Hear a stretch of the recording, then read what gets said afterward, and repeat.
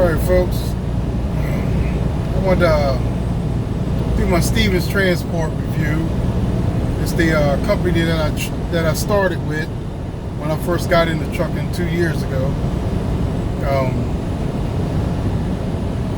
Like I said, I got into trucking by looking at these YouTube videos and trying to figure out where I was going to go, which carrier I was going to go to after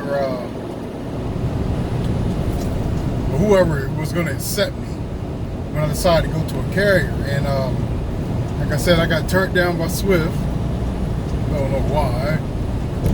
Got turned down by Swift. I got turned down by Prime after I got accepted by Prime. That was a little weird. It had something to do with my record, but my record is my record is. It don't change. She said I didn't tell her the whole truth about a speeding ticket that I had 5 years ago. Back then, it was about 5 years ago, which was about to come off my driving record. She said I said it was 5 over when it was 10 over. Some petty. It was real petty, and I couldn't go to Prime because of that. Then called Stevens Transport. They couldn't get me there fast enough, so I was like, oh, okay, go to Stevens Transport then. How I heard about Stevens Transport would be in another review from another driver is why I decided to go to Stevens Transport. But how I knew about Prime was Trucker Brown, a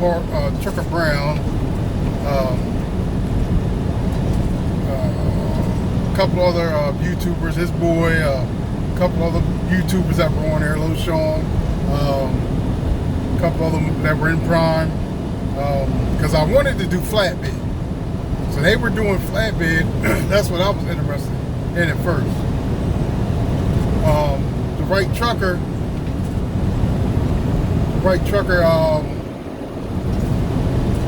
he was the reason I was thinking about going to Swift. Stevenson came from King Drone, and girl Skippy D, I think her name is. I have a review on her also. She was one of the most positive people. So when those two turned me down, I turned back to her videos. And I watched her videos, and she told the truth. Like, you're going to make this amount. Classes last all day, they last all night. You're not going to make that much money. You can get an advance this day, so-and-so. So I knew I needed some money on me when I went there. Because other than that, I wouldn't be able to survive. So yeah, I chose that. So I had a relative that lived in Georgia, in Valdosta, Georgia. So my wife was down with it. She quit her job. I quit my job. I said I was making about $700-800 a week doing construction. She was making that amount every 2 weeks, drawing people's blood. So we were doing all right, but that's not good enough. Like, we're in our 40s now. Like, that's not good enough. So secure my future, to have a better future, to one day be an owner operator, one day to be a high paid company driver. I knew I was going to have to go trucking. I'm going to have to go OTR to start to get the experience. So we moved to Valdosta, changed everything up, transferred my license, everything Valdosta, got my permit in Georgia. The training was American Driving Academy, which was in Columbus, Georgia. Columbus, Georgia, and about 4 hours away from Valdosta.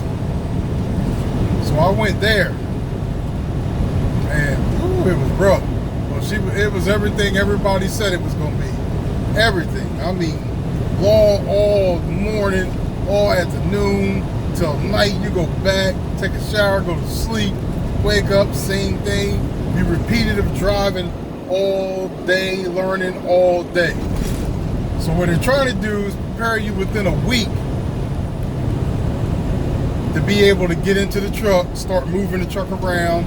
Next week, learn different parking.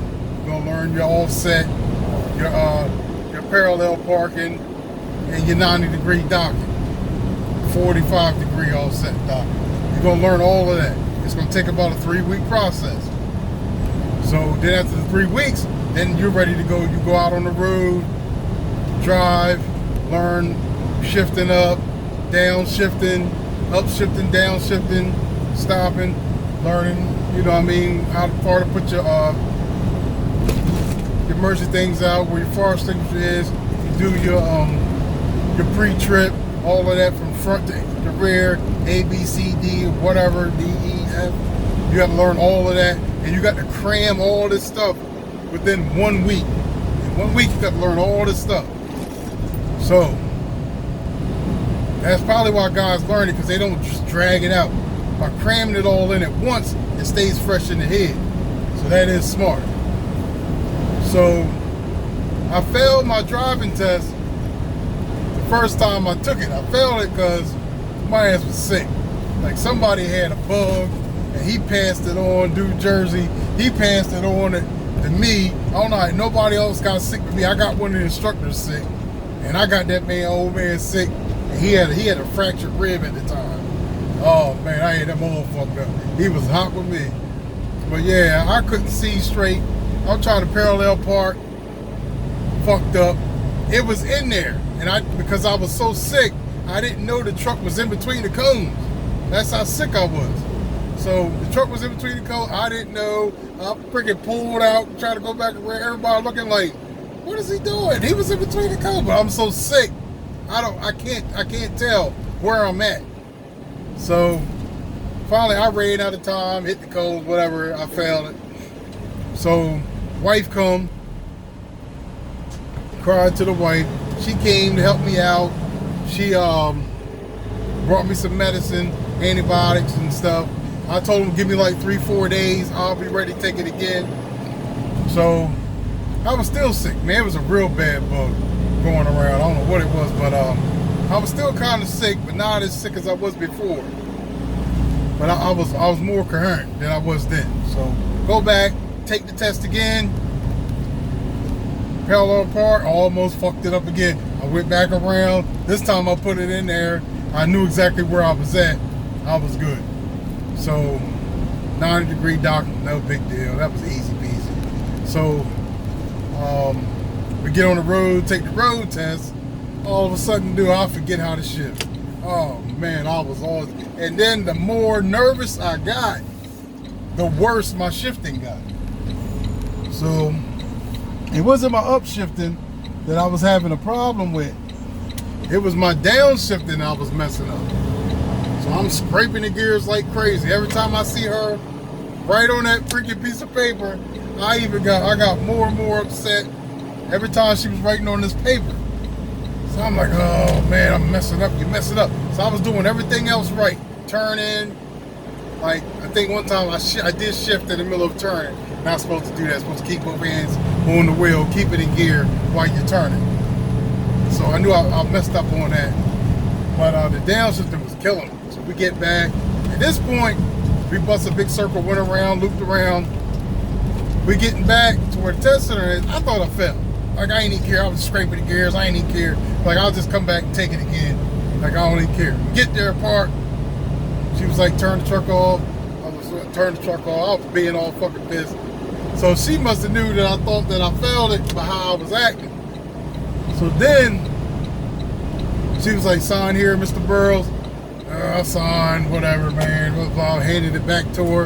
And then she looked at me and she was like, congratulations. I was like, what? What? You must be joking. I passed. Ain't no way I passed the way I was driving that truck. But she said I passed. So I was like, all right. So I had these good glasses, man. These real good. They were self-tinting glasses. And left them out there because I was all sick. But I was so happy I passed. Like, I didn't even care about the damn glasses or nothing. Like, I was just happy I passed. I'm ready to get back, call my wife and tell her I'm ready to come home. So I passed that night. I went back to my room, packed my room up. I was gonna wait till the morning, but I was so juiced up, amped up that I had passed. I just went on and drove back to Valdosta, middle of the night. I just went on and drove back 4 hours, still sick. Then my sick caught back up. Once the excitement wore off, my sickness kicked back in. And I went on and drove back to Valdosta. So I was sick. I ain't got her sick. Well, she came to treat me and stuff. Got her sick, my son was sick, my other daughter got, everybody was sick, man. I was a mess. Then go to this Harvey's to get me a sandwich. Then I had to go to Stevenson. So they calling me, like, when you gonna, like, make it? You got to come. And so I was like, man, I ain't gotta do nothing. I was like, y'all lucky I ain't got another job over. I'll go do something else. Like, who y'all think y'all talking to like that? I got my CDL. Like, you can't take this back from me, type of deal. That's how I was talking to them after they was so-called talking all greasy, like, you better hurry up and get your butt in here type of talk what they were doing to me. So I'll make another video on what happened after I got to Stevenson.